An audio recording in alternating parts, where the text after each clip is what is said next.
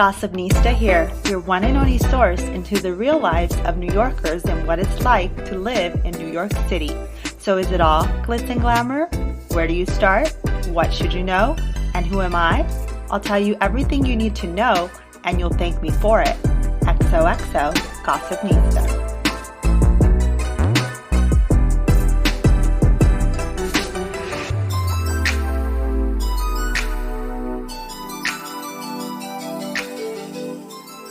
Hey everyone, on today's show, we're talking entrepreneurship and podcasting at the same time because our guest today is Brianna and Matthew Peters. Yes, they're married and are the founders of Gotham Podcast Studios in Midtown Manhattan. I'm so excited to have them on my podcast today to talk these big subjects with them. Matt and Brianna, welcome. How are you? Hey, we're good. How are you? Hi. I've never been introduced before. It's pretty cool. Oh, hey. Welcome, Matthew Peters. I'm so happy to have you. On that note, Matt, you have done interviews before, podcast interviews? Yes, I have my own podcast. Oh, okay, great. We're going to dive into this then at some point. But first, before we dive into podcasting and Gotham Podcast Studios, I want to start with both of your guys' New York story. Are you both originally from New York? Oh my gosh, no. I think my Ohio accent might prove that I'm not from New York. You don't have an accent. No. Wait till she says somewhere. No. Actually, so I met Matt in Rochester, New York. That's where he's from. And then I am from Ohio, and I moved up to Rochester when I was like 21 or so. But we both met in Rochester, dated, got engaged, and then during our engagement, we moved over to New York City in 2016. So we're really new to New York. Yeah, that's fairly new according to New York standards. Yeah. And yeah. So what has the experience been like in New York thus far? Oh, man. It's been a learning curve. It's been an experience. Okay, share. Please do. I think we sound a little downtrodden just because life has been just incredibly challenging lately. And part of that is New York. To be honest. But when we first moved here, it was honestly like sunshine and rainbows. We were all excited. We went out, we did something new every day. We didn't really have a ton of money, but we still made, a pretty good amount. So it was more just about walking around and experiencing New York. I mean, we literally played the game. I remember one weekend where we flipped a coin, and if it was heads, we went one direction. If it was tails, and then every time that's awesome. A new corner. I love that. One time we went from, Hell's Kitchen all the way down like 9th Ave until we got all the way down to like Bryant Park. Or not Bryant Park. We walked to Dumbo. What's the one downtown? The Battery Park. Park. Yeah. There we go. We won. Yeah, we did so many fun things. And life was a lot different when we moved because we were working for other people. And then as life progressed and we got our business, things definitely started changing, and it was more about hustling. No really free time to work on anything or do anything fun, I would imagine. But the business is fun. But the business is fun, yeah. I love that. Kind of fun. Thanks for throwing that in there, Matt. So you came into New York, rose-colored glasses on, then they came off, and you're saying particularly because then you guys decided to dive into creating a business, and then that changed everything. So let's dive into that then. How did you create Gotham Podcast Studio, and why? What led you to this journey of entrepreneurship? I always like to say the hardest thing I've ever done in my life was born out of laziness.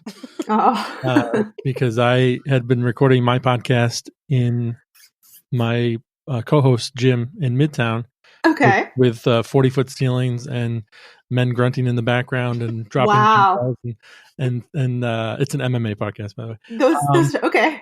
So I was doing that, and it sounded really bad, and I had to carry probably 100 pounds worth of equipment from Brooklyn to Midtown every week, and I just said, I can't do this anymore. Matt, when did you start that podcast? I started it in 2000. Was it 2014? No, that was the first one. Yeah, your first. I've had two podcasts. The one that I'm currently doing, I started in 2017. Okay. Please share both. What are the names of both? The first one is no longer in production, and it ended in 2015. It was called M&M Question Everything with me and my friend Mark, where we would just copy Joe Rogan. And try to be as it's a popular podcast. Yeah. So That's a lot of the reasons for a lot of people to come in here. And then the current one is called the Martial Culture Podcast. And my co-host Renee owns a gym in Midtown, and he Radical MMA, and awesome. He's a retired MMA fighter. And we talk about UFC, MMA, 1FC, stuff like that. So you have a passion for MMA and fitness. MMA for sure. Fitness, yeah. Okay. So you were a podcaster, and that developed a love, I'm assuming, for the podcast realm, and then creating a business off of that. Yeah, I learned a lot of stuff in the first couple of years, just basically how does this stuff work? How do you make sound come out of a microphone? And it was pretty much everything that I'm doing right now. Yeah. And you could probably tell us it's not as easy as most people think. I mean, no. If you're by yourself and you're just doing like a Mark Maron yelling into a microphone kind of thing, that's a little easier because it's just plug a USB microphone in, open a recording program, and start talking. And then there's more things in the back end. But if you're doing guests, if you're doing Skype interviews, Zencastr interviews, bringing people remotely, bringing people to your house, it definitely adds a more layer of complexity the more you do. There's so much work. Much work. My first podcast was interview based, and so we were bringing people on all the time that were like, obviously we lived in upstate New York, and nobody was there, so we did have like a 6-person band in our apartment once. We had to quit with our upstairs neighbor, but pretty much everybody was virtual.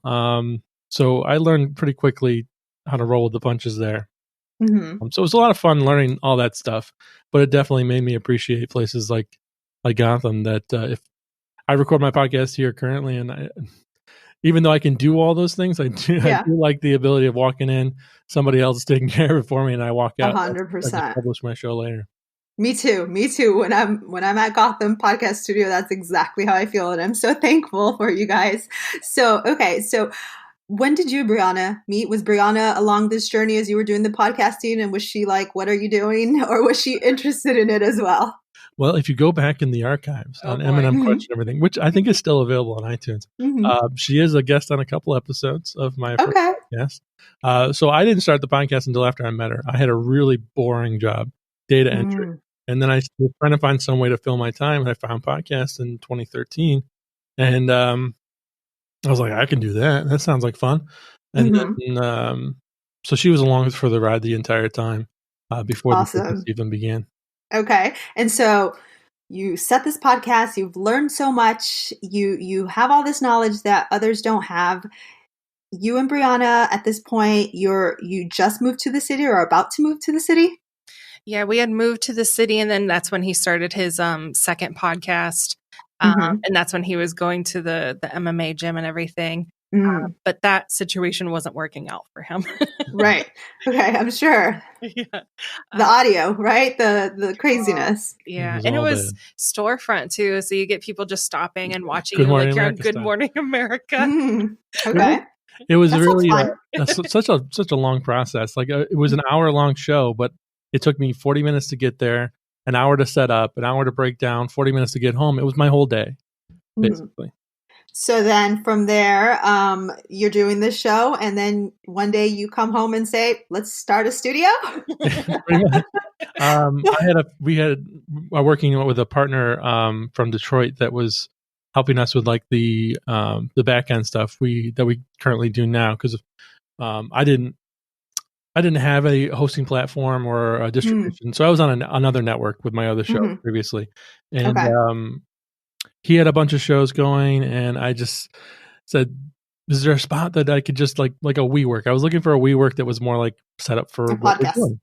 And I couldn't find anything similar to that. So I was just like, well, maybe we can get like 5 people to just, let's all pull our money. We'll rent an office in New York City, and then I'll have it on Monday and Friday, and you have it on Tuesday and Thursday, setting up a timeshare of a podcast studio. So that's how we set up the business. I just said to Brianna, I think that even if we don't make any money off of this, if it allows me to record my podcast in a better environment and it's less work for me, then my hobby can continue without being a pain in the butt. So Yeah, we weren't okay. trying to make money off it. We were just trying to find a way for me to continue my hobby without being upset. Yeah, I love that. And then, so did you have other people to fill in those empty gaps that you knew, or did you actually have to find those people? We didn't know anybody. We didn't know it. Oh, wow. Okay. We had really no connections in New York, and so no, it was we put Craigslist ads out there and things like that. We just took the leap. We found a pretty affordable room in not too far from Canal Street downtown, and just bought all the equipment. I had all the equipment basically already, microphones and mixers and computers and stuff. We dropped a couple thousand on just like furniture and and then we set up the space, put up another Craigslist ad, and just like put a website up and said, "You want to record your podcast? Let's do it." That's awesome. You're making it seem like, like it was just that easy. I'm sure there was a lot of trials and tribulations along the way. We were covered in paint for weeks trying to get this, because the room we rented, they were like, "Well, we can clean it and paint it for you, but we can't do it until Thursday." We're like, "Well, we open on Monday, so we'll just do it ourselves." So we were kind of bootstrapping it. Okay, so then this happened sometime in 2016, 17?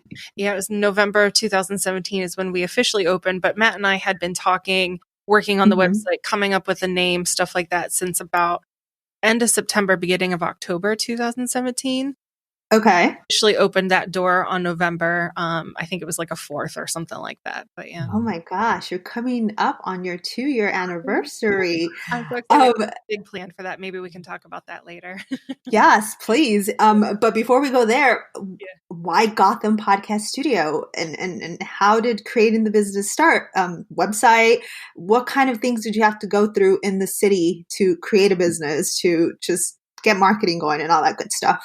For sure. There was so much research involved. I remember when Matt initially told me about it, I was like, "Are you sure you could get a room for $500 in New York? That doesn't seem like even a possibility." So he really had to like search for places and kind of not. I mean, I'm sorry. Did you find a room for $500 somewhere? Because I would like to know. We did not. We actually did find some, but you don't record your podcast. Oh my gosh. Okay. I'm sorry. Our first studio, I think the rent was it was $1,000, so it was reasonable for a room that was 150 square feet. Yeah, he pretty much just told it to me like, "Yep, if we can at least not lose money on this, I would like to continue doing the podcast." And I said, "Great." So it just took a lot of research. We didn't understand anything about what we were getting into. And I think that's probably the best way to go into it for us. The story played out the way it did because we didn't come into it thinking, all right, so tomorrow we're going to be successful. We're going to get this. We're going to get that. It was just more about making sure Matt could continue to do his hobby because it made him happy. So that's a good wife, Matt. He built a whole business to make me happy. My God. Hey, no one's complaining now, right? I hope. No. But it's funny, actually, I just posted this not too long ago on my Instagram, but on September 16th, I remember we were in Brooklyn, we were about to go to IKEA, and we were looking for, desks and chairs, and we were like, we should come up with a name. So while we're sitting there waiting for the shuttle, we started typing up all these different options. And the very last one is Gotham Podcast Studio. And I remember Matt, I'll literally never forget it. I looked over, he goes, "That's it. That's the one." Oh my gosh. Really? I mean, I would have thought that too as soon as I heard that. But where'd you hear the name, Brianna? Where'd you find it? I mean, it's such an iconic name to the city. I absolutely love your guys' name. Oh, thank you so much. To be honest, it's interesting because look, a little bit of a background on me, like I didn't even graduate from business school. I started like a general degree, and then after 2 years I started taking some intro business classes. Like I tapped out once the business started taking up a lot of our time.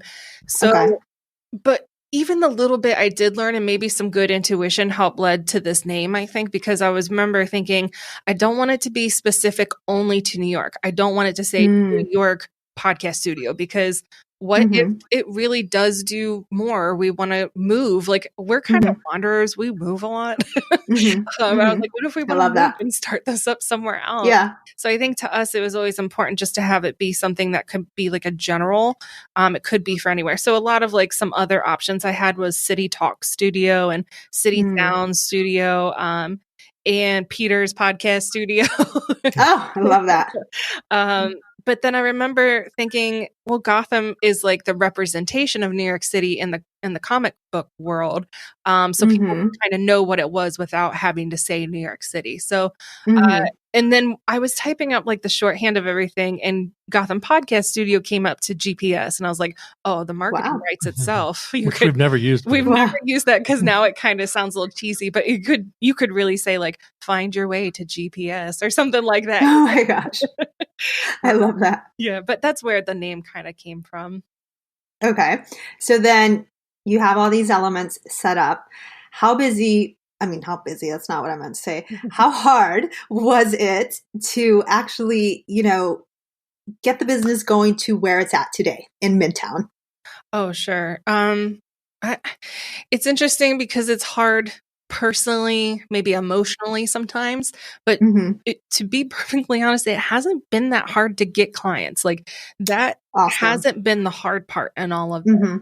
Having finances to do the things you want to do and decorate it the way you want it to be decorated and get the tech that you want. That's the hard part.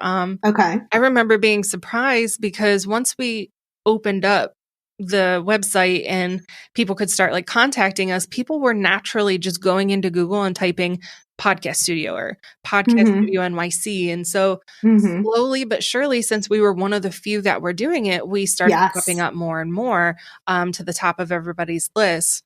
But to be honest, we were only open for a couple weeks until we got kicked out of that very first studio space. Whoa, why? What happened? We kind of rented from a mom and pop situation, and they didn't quite understand what podcast meant. They thought Matt and I were doing a podcast, and we're like, oh no, we're going to be bringing people in and out of here. And they're like, yeah, we don't want a part of that. So got you. Yeah, we had to shut down. But we had 5 clients by that time say yes, sign up for contracts and ready to go starting December 1st.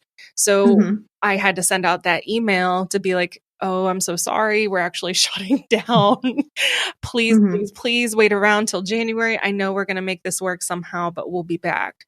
And every single one of those people came back.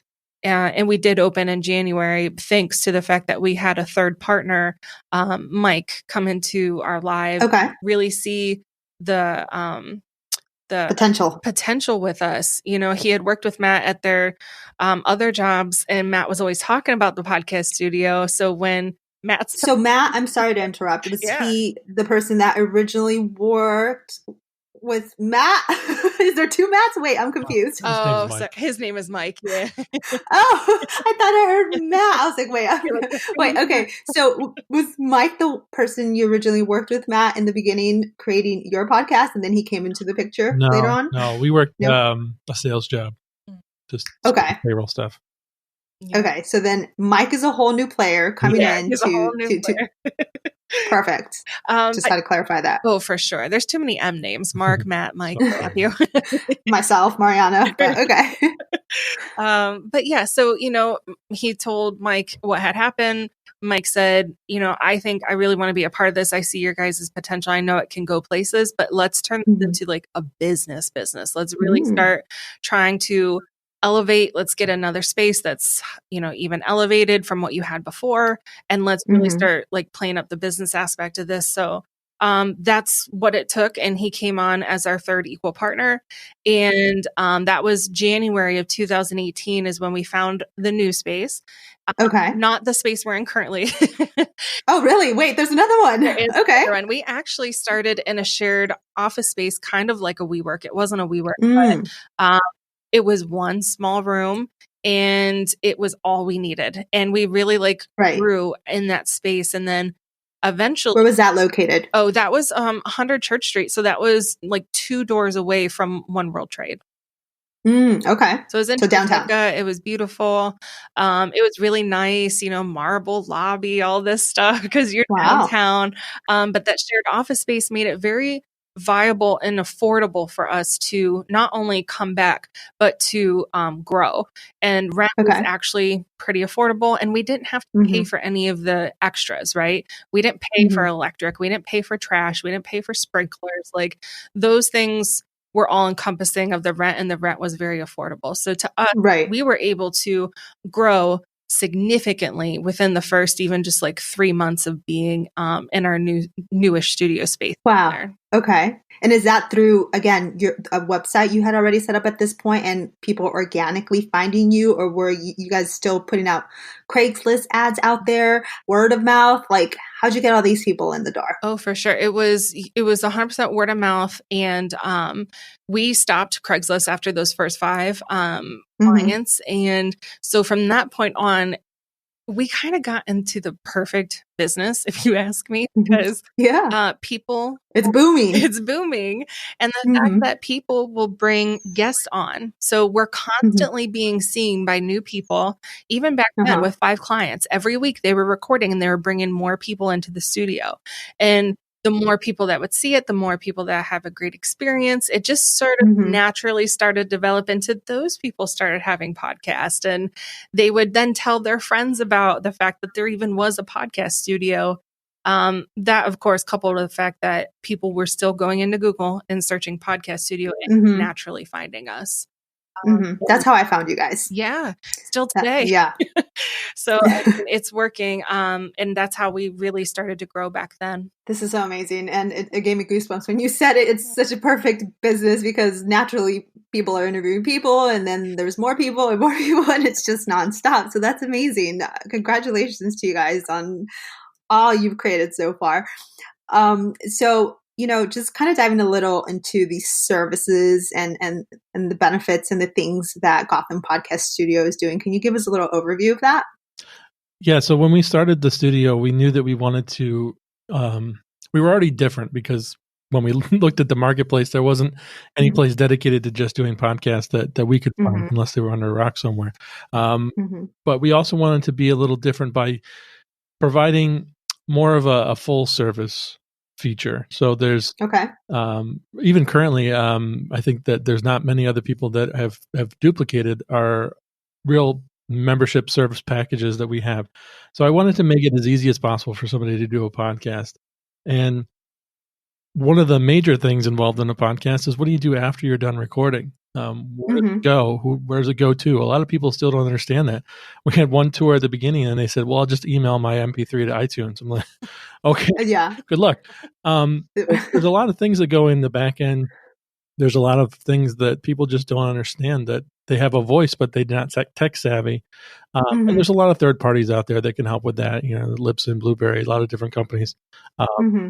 But we wanted to make it as easy as possible. So when we were developing the services, one of the major services that we wanted to offer people was the hosting, distribution, and publishing through our network.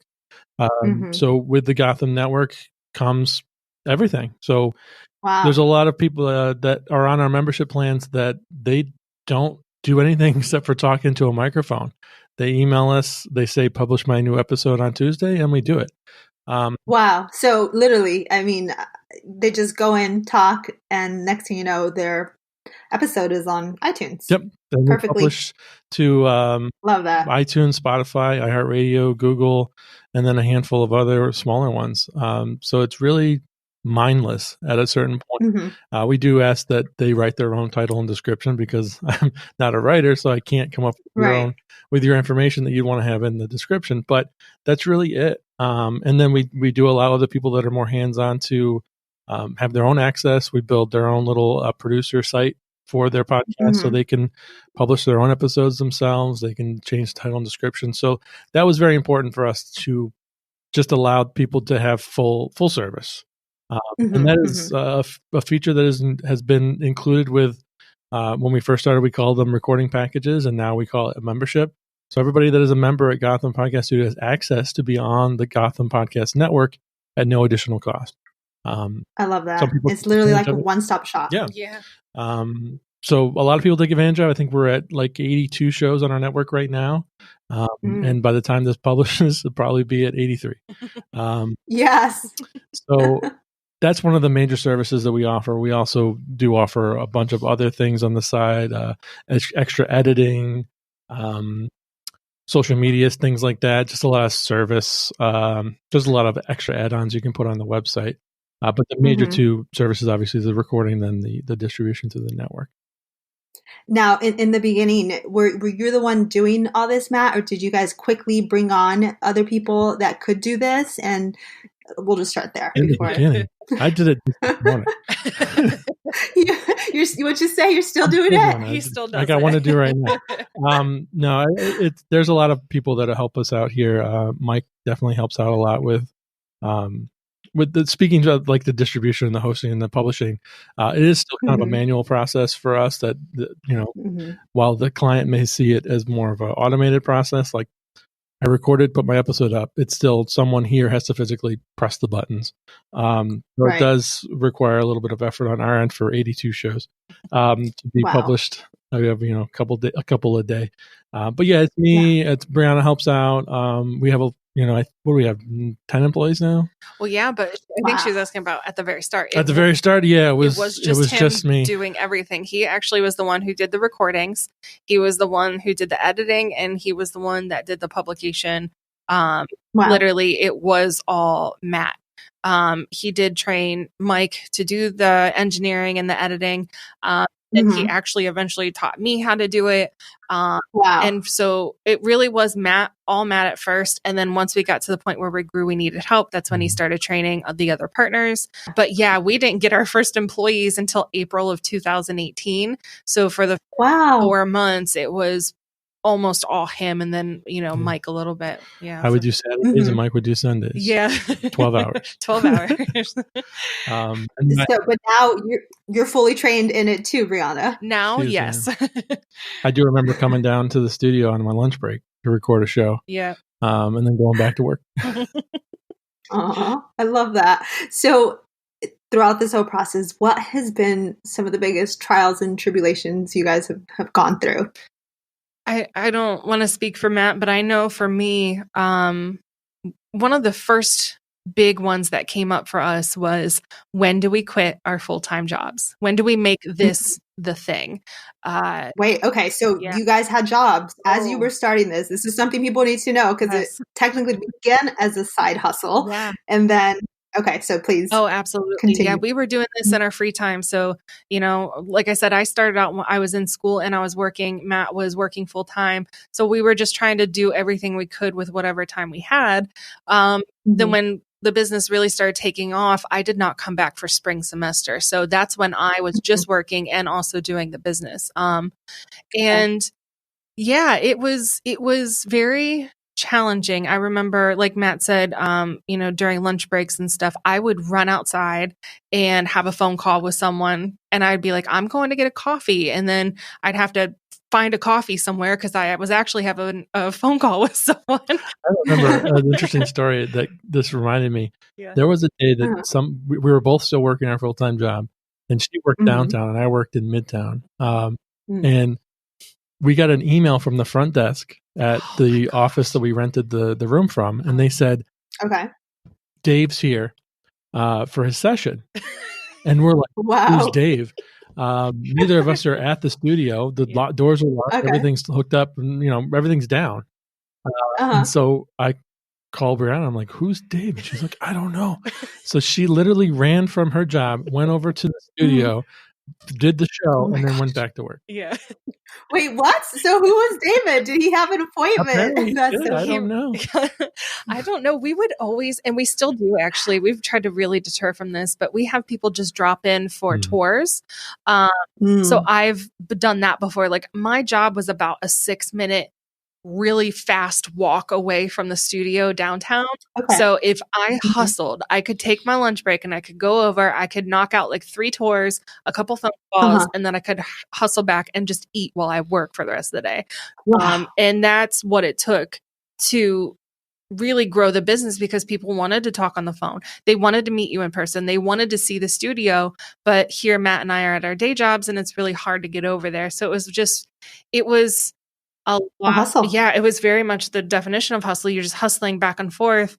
And I remember feeling a lot of guilt to the job I was working. Even though, I wasn't like high on the food chain, I wasn't a partner, I wasn't a manager, I was an entry level position, but I don't like using people's time or feeling like I'm taking someone's time. And I just felt like I'm going to go get a coffee. And then really I was like running outside to have a phone call for my business. But yeah, that to me was the hardest part, was like, when can I really stop doing this? Cause this is hard. This is a lot, on me mentally, emotionally. So at what point did you actually decide it was time? Well, even though Matt technically was making more than me and his job like really had the benefits and everything like that, Matt understood all the tech. Matt understood all the back end of the business. So it made more sense realistically for him to go first.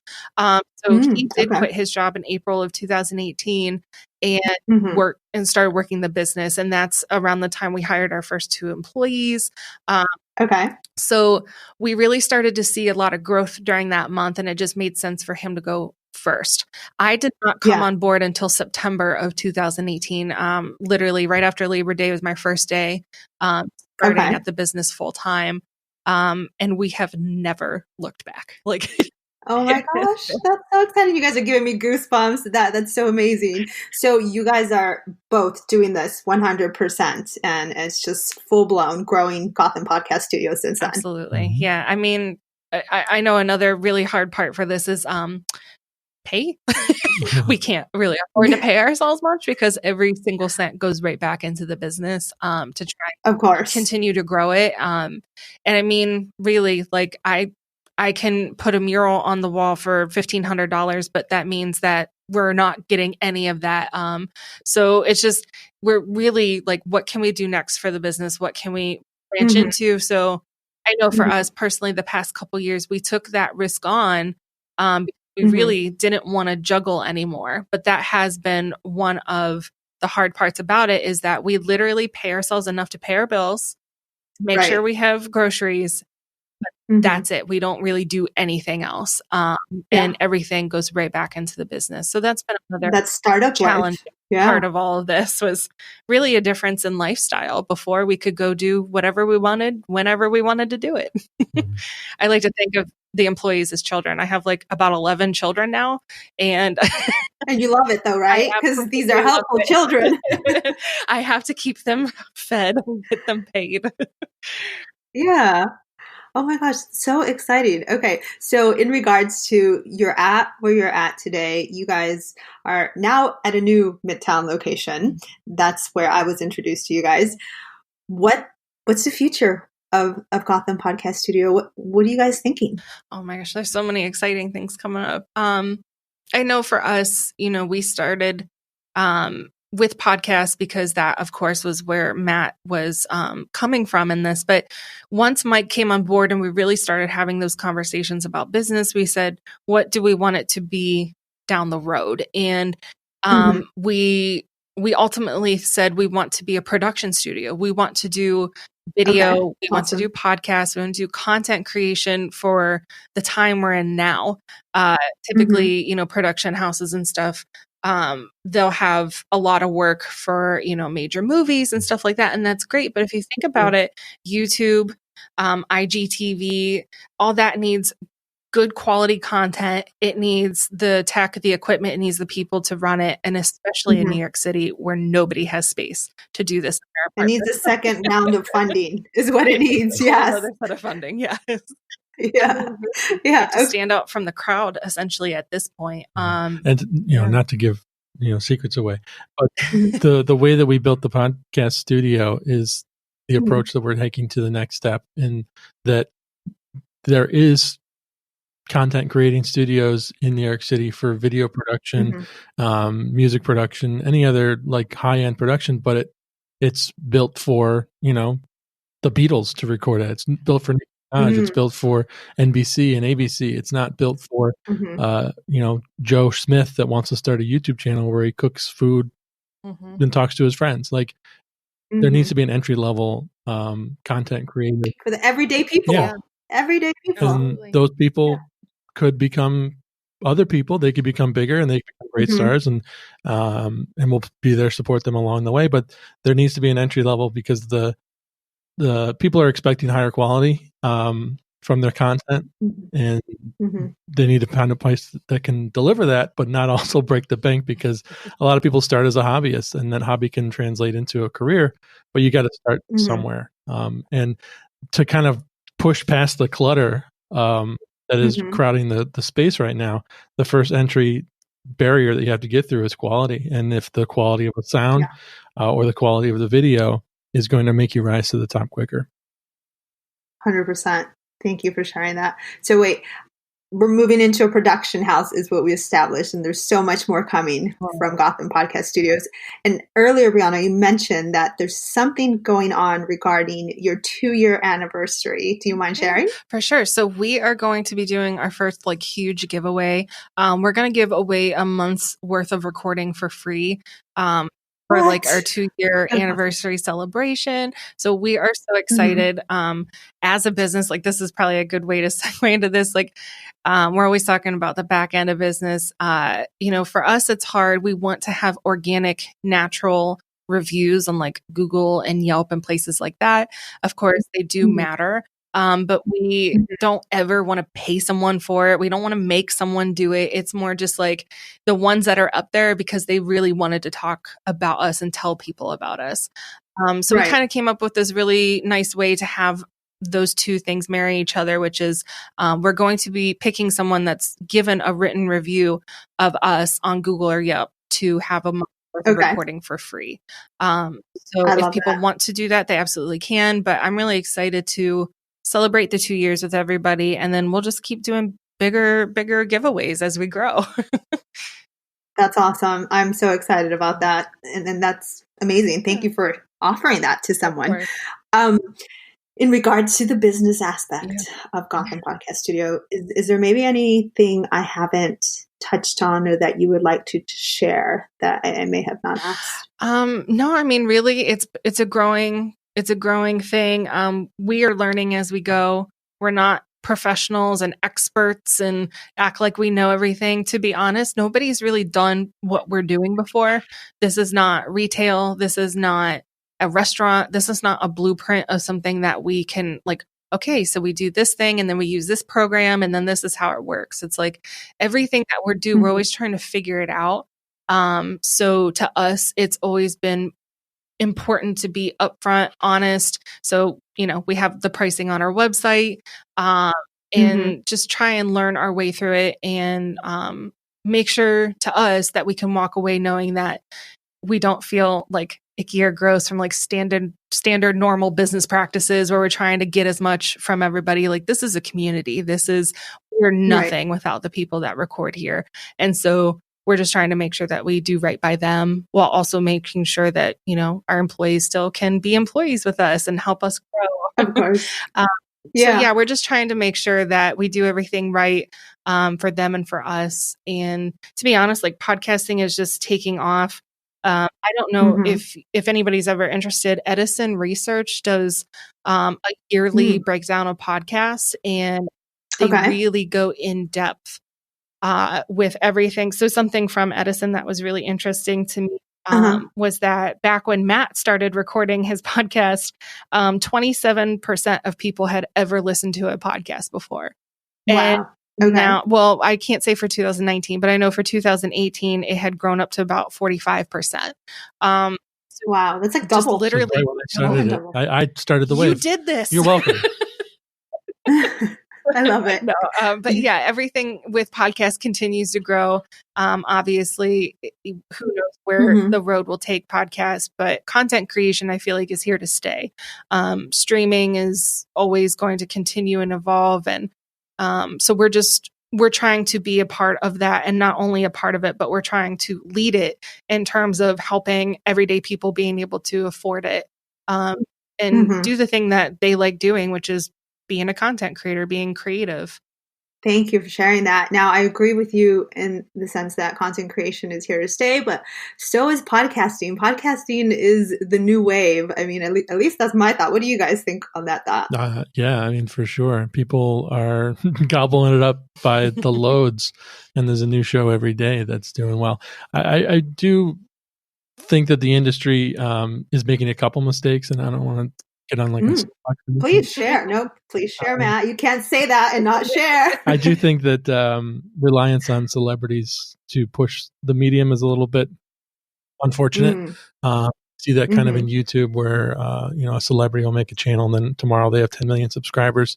I think podcasting was a grassroots thing, and I do think that the community should be the one pushing forward in podcasting. And while there's room for the giants like Spotify and Gimlets and well, I think they now are owned by Spotify.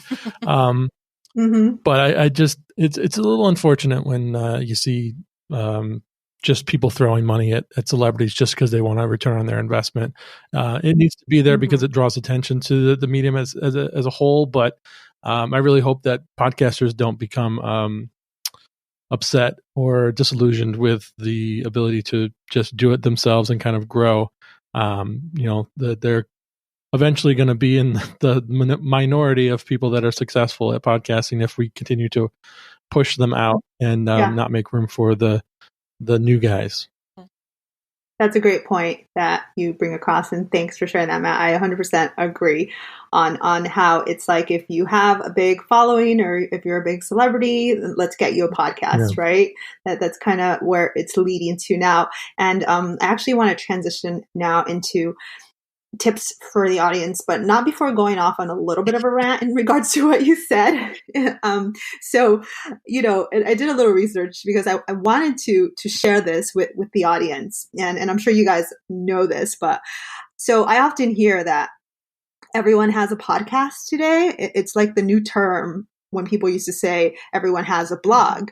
And, but what I think most people don't know is that there's only about over 700,000 podcasts that exist today in the world in comparison to the over 5 million blogs that exist in the world today.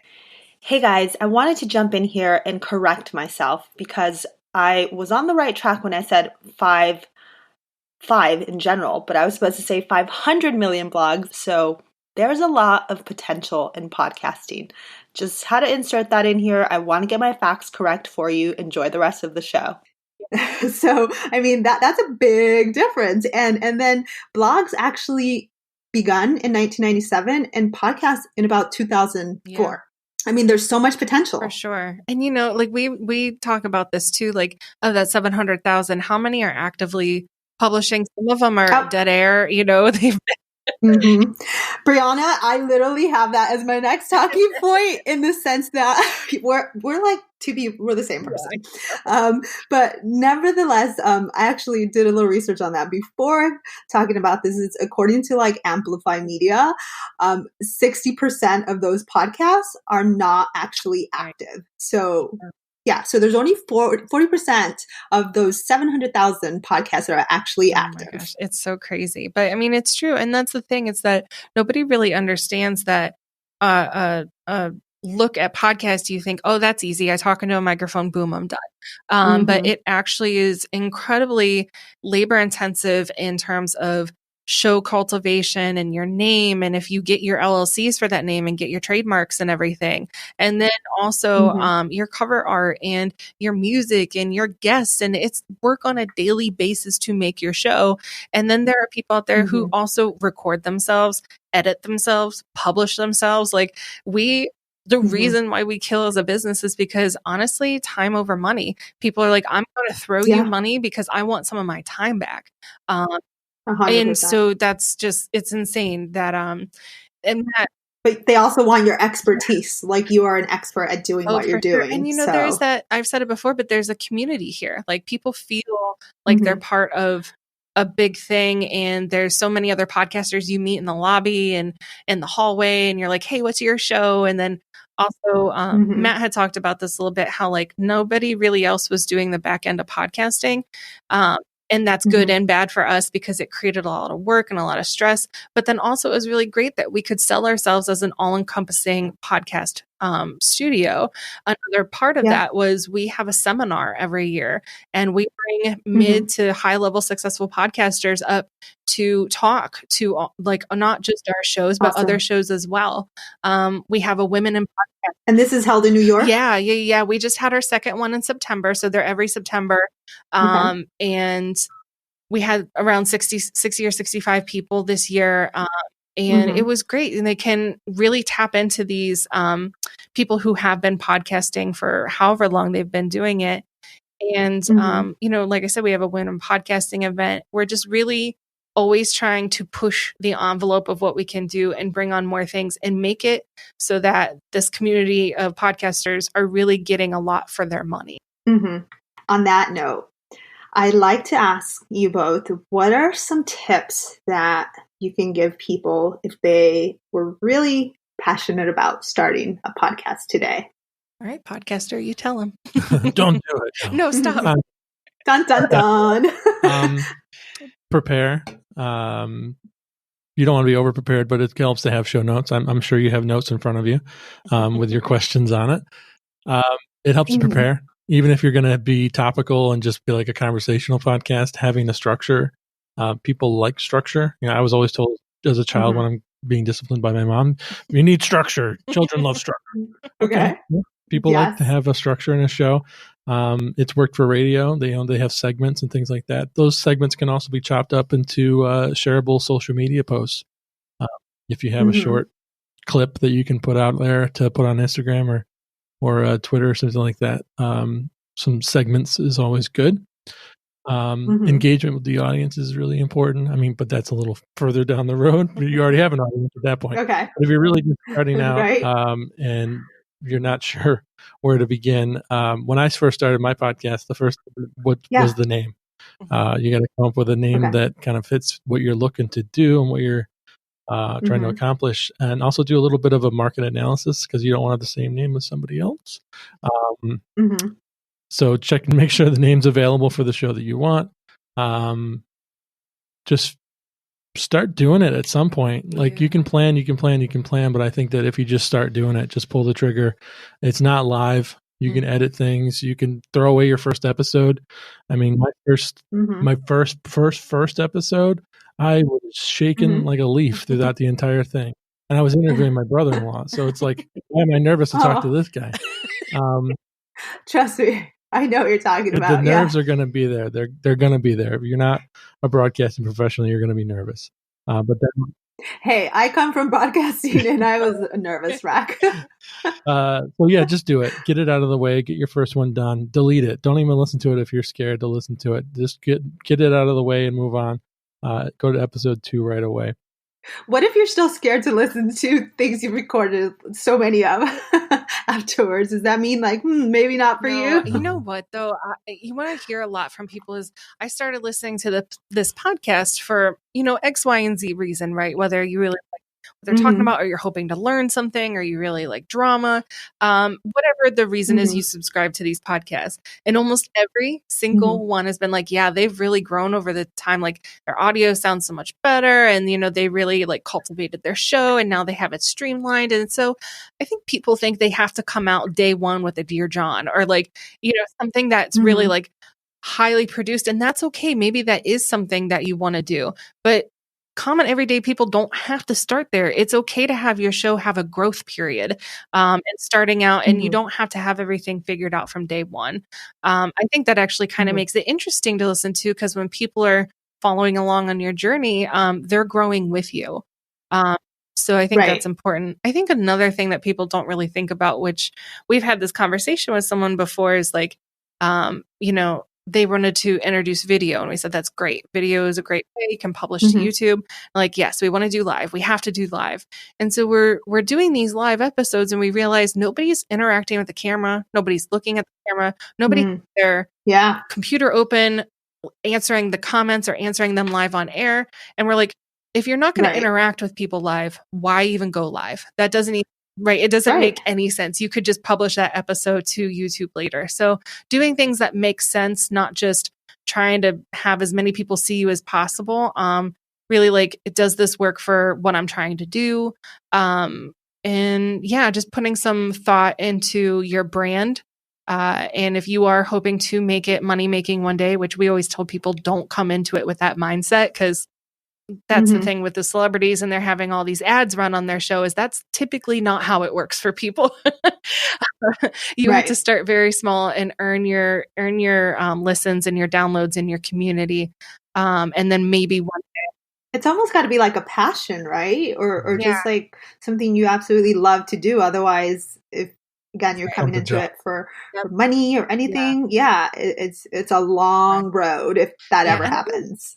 No, of course. And I can even understand it, because if, let's say, they're using us, they're paying for studio time, like that isn't free. So, you know, your passion, you of course want to do it because it's fun, but you don't want it to bankrupt you. So I can understand wanting to at least refund your time and efforts and putting it into something. But I wouldn't come into it thinking that, from day one, you're going to have 5 different ads. You're going to be making hundreds of thousands of dollars on this thing. I would rather come into it that you have a passion, you have something you want to say, and let's like build up your show and cultivate it and really like trim the fat and make sure that it's working, build your community. And then that way, when you go to sell your ads and stuff, you have something viable to present to these people. Set forth goals and set forth a clear plan of action and what you want out of this. Is this just another, instead of going golfing or you know, playing tennis on the weekends, are you going to do a podcast? Because golfing can be a hell of a lot more expensive than coming to Gotham Podcast Studio. So what are you going to spend your money on? And then just being realistic with yourself and what you're trying to get out of it. And have fun. I mean, if you're having fun and you bring something different to the table, it'll all work out in the end. Either you'll continue to have fun, or maybe we'll turn this into some sort of professional way of funding it. One of the major things if you're coming into it as a business and you think, I would like I want to be a podcaster, I want to be a personality, I want to be in broadcasting in some way, you have to be different. If you're starting a sports podcast, why are you different than Barstool Sports? Why, or what are you bringing to the table that is different than any podcast I can find over there? So, you know, the elevator pitch is something that is stressed during our seminar. It's stressed during like production meetings. What makes you different? That means I'm going to listen to you over somebody else. So you can't just have a sports podcast. You have to have a specific niche. Wow. You guys have shared so much amazing insight. I am so excited for myself and for the audience. And of course, I just want to emphasize having a place like Gotham Podcast Studio as just, you know, not a safety, but someone that you can go to, and it's a community and they're experts and they can guide you and hold you accountable, is such an amazing feeling as a podcaster. So yeah, of course. Now I have a couple more questions and I'll make them fast. Okay. So just what are some tips you would give someone who's looking to start a business in New York? Man, that's hard. Do you have something? Because you know why I say that's hard? Because I don't feel like I'm a professional yet. Maybe just because I'm so new in this. It's our first one. It's our first business. Do it. Not do it. Yeah. Do it. Oh my gosh, there's nowhere else to do it besides New York. Like the hustle here, the energy, the feeling. You'll feel like you're, even if you're working 40 hours, like, or I'm sorry, if you're working like 80 hours a week, somehow you still feel like you're not doing enough in New York.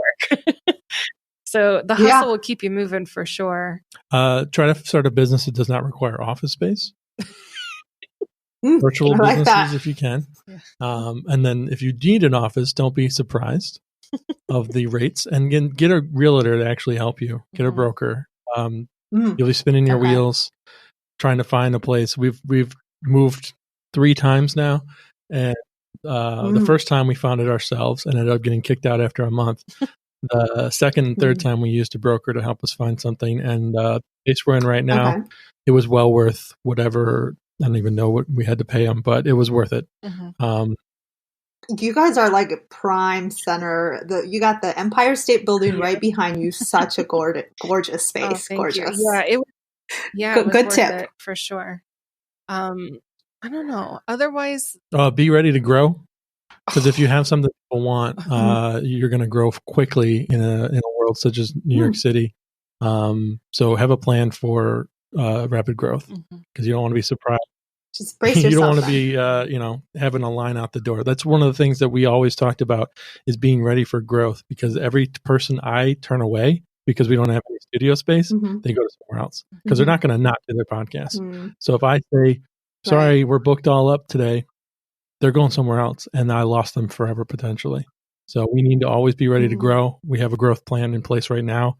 We have 4 studio spaces in our current office, but we need to be ready for when we need a 5th and a 6th and a whole nother floor and a whole nother building. So we have those plans in place. And so rapid growth is going to happen if you have something people want. So be ready for it. That's exciting. That is so exciting. All right, guys. So I'm just going to go into this little game we're going to play. It's going to be brief, and it's called What If? So I'm just going to ask some hypothetical questions, and you guys could answer as you like. Okay. First question. What if you could only listen to one podcast that's not Gotham studio produced, unfortunately? What would it be? Sorry, you didn't even finish. No, it's okay.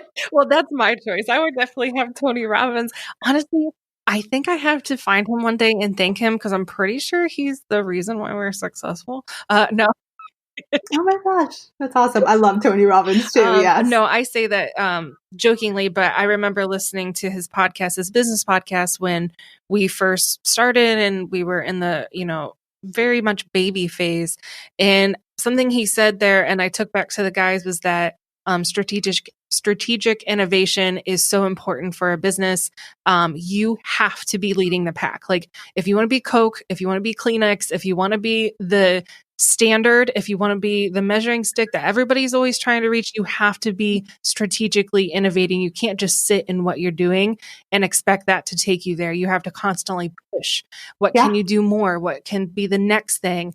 So from that day that I heard that podcast, that is all I've ever tried to do for this business. Like, okay, what's next? What can we do next? What can we offer people? And so I feel like I get a lot from that podcast, just for me personally. Okay, I love that. And yourself, Matt? What? You guys just keep saying it over my talking. I just keep talking. Mine's a little less educational. Mine's Joe Rogan. That's really one of the only podcasts I listen to anymore. Okay. And then, I'm sorry, I've never listened to Joe Rogan. What's the premise? There is none. Oh, boy. He gets people he wants to talk to in a room. So that's interesting. I'm going on a tangent right here. So we had a meeting recently about moving the network. So Gotham Network, we're trying to be more robust and build that forward. And we're currently looking for any social media influencers that are looking, speaking of throwing money at celebrities, they're looking to start a show. So when we were talking about like what causes successful podcasts to be successful, it was people either tune in for the personality, so they're coming to listen to the show because the person that hosts it they know and they want to listen to, or they're coming for the content. And sometimes the show can have both, and I think Joe Rogan is one of them that has both. His show started, I mean, he wasn't super famous when he first started, Fear Factor was pretty much it, and then like the UFC stuff. But he is a personality that when you tune into a Joe Rogan podcast, it's going to be entertaining no matter who his guest is.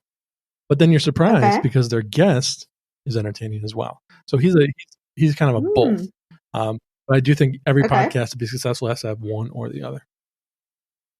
So I think you sold me on Joe Rogan. I may add it to my 50th podcast that I listen to. Awesome. Thank you for sharing that. Okay. So my next question is, if you knew now what you didn't know then about building a business in NYC, would you still do it today? Yes.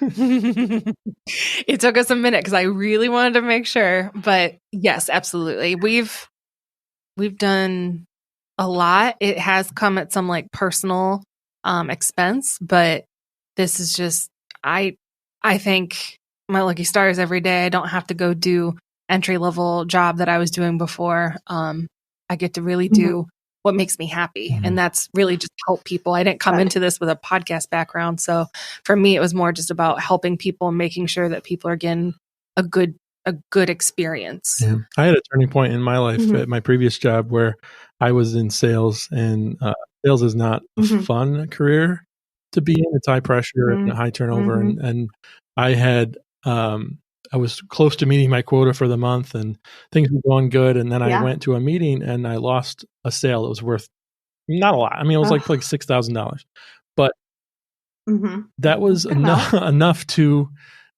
really like throw me off the deep end. I remember our office is a block away from Bryant Park right now. And I remember sitting in Bryant Park and crying just because I didn't want to go back to my manager and tell him I lost the sale, because it was just it's a big deal. I mean, it was a big deal in that small world that I had. And there have been days where I cry at the studio, and there's been days that I cry at home because I'm stressed. But it's a different world, and I'm working for myself. And at the end of the day, I'd rather do that than, try to work for somebody else and meet their expectations. I have my partners that I have to answer to, but we all work so well together that I don't feel like I'm reporting back to somebody. But, I don't want to be in the position where I feel like I disappointed someone so much that I'm literally crying in a park in New York City. So that was the end. Yeah.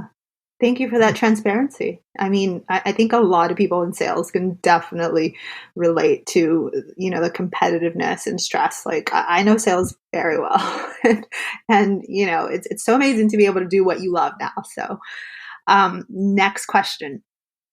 If you could interview one famous person, who would it be? Lauren Conrad. She has a new podcast out herself. And what is it about Lauren you love? It's just funny because it was right around the time I was like graduating high school, and obviously watched Laguna, and then I watched The Hills. And we were always around the same age and stuff. So that I was really into that when I was younger. And then I love how she took, she bowed out at the right time. Let's say that for The Hills. Like, I just feel like she's always stayed very true to who she is, and she hasn't really compromised herself to become a Hollywood stereotype or anything like that. And then not only that, but she's a really good businesswoman. Like, she's an author. She has a clothing line. She has a non-for-profit, which is The Little Market. I mean, she just really took what, could have been viewed as what was just handed to her because of maybe looks or something like that. And then she spun it into a whole business, and now she's helping people. So just to me, I think I relate to her a lot in that way. She did things a bit different, didn't she, Brianna? Do you want to share about something you're potentially working on? Yeah, I know. This thing just keeps on happening. So yes, my podcast will be coming out a bit different. Hopefully by the end of the year. It was essentially going to be on November 6th, but I'm for sure seeing the world of a podcaster for the first time. I had people cancel on me, and I've had to reschedule, and people taking trips. And so I'm really seeing it firsthand how difficult it can be to launch a show. And I have a podcast studio business. Oh, thank you for relating 100% with what I'm going through right now. It's no joke. There's so much work, again, especially if it's an interview format podcast and relying on so many different means out of your control. Yeah, so a bit different. It is going to be interview based, and it's going to be interviewing different people, how they've gone about normal industries, but just a bit differently. And Lauren Conrad's going to be episode 4. Yes. And Matt, what's the one person you'd interview?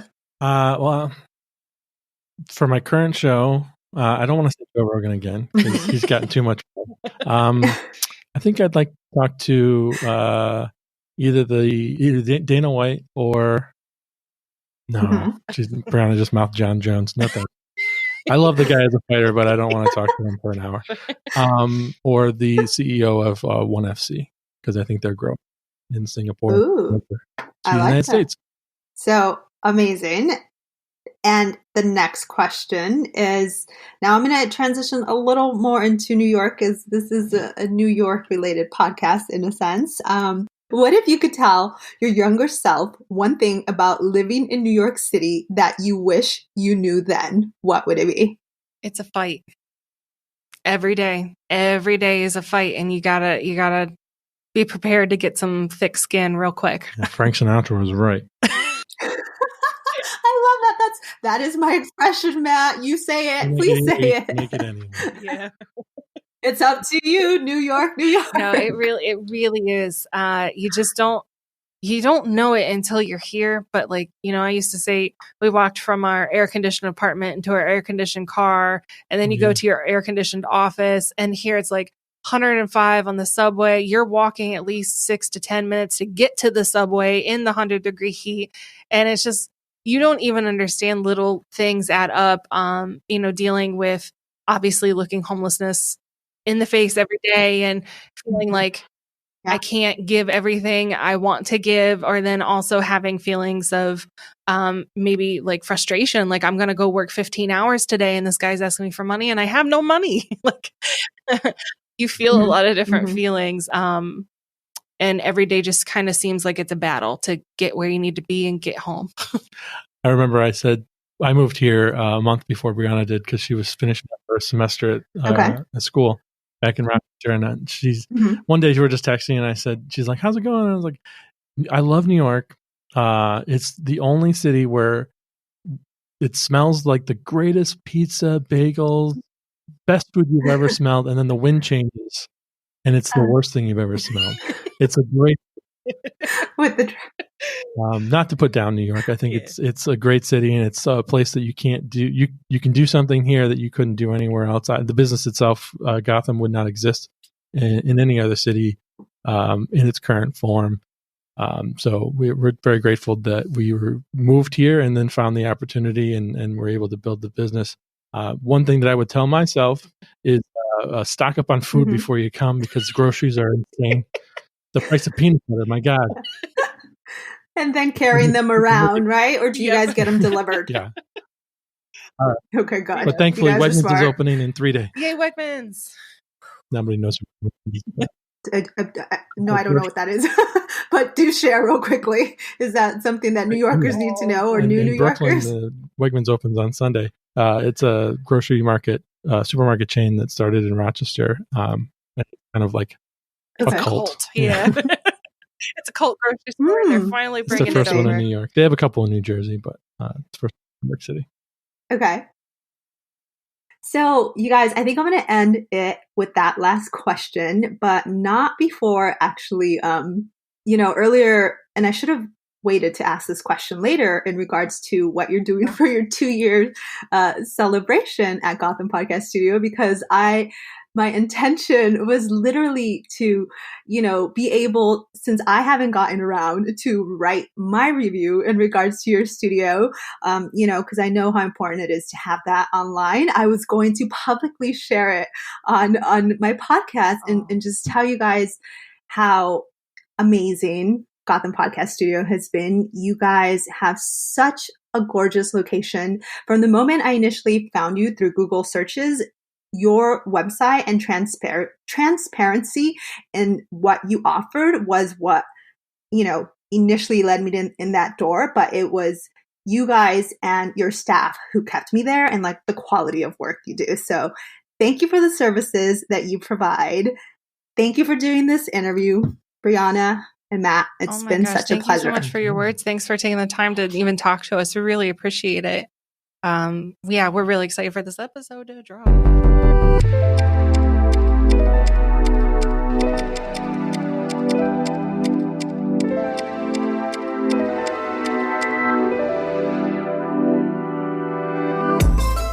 Thanks for tuning in to Gossipnista. Your support means the world. If you've enjoyed what you've heard, please be sure to hit the subscribe button and share this podcast with your friends. Can't wait till next week's episode? Follow along on Instagram at Gossipnista to get my latest New York happenings. But if you live and breathe New York City like I do and want even more, go to our website at gossipnista.com, explore, and subscribe to our newsletter to get insider tips first. Lastly, if you have any questions and or scoop on the city, you can email me at gossipnista@gmail.com. Until next time, you know you love me. XOXO Gossipnista.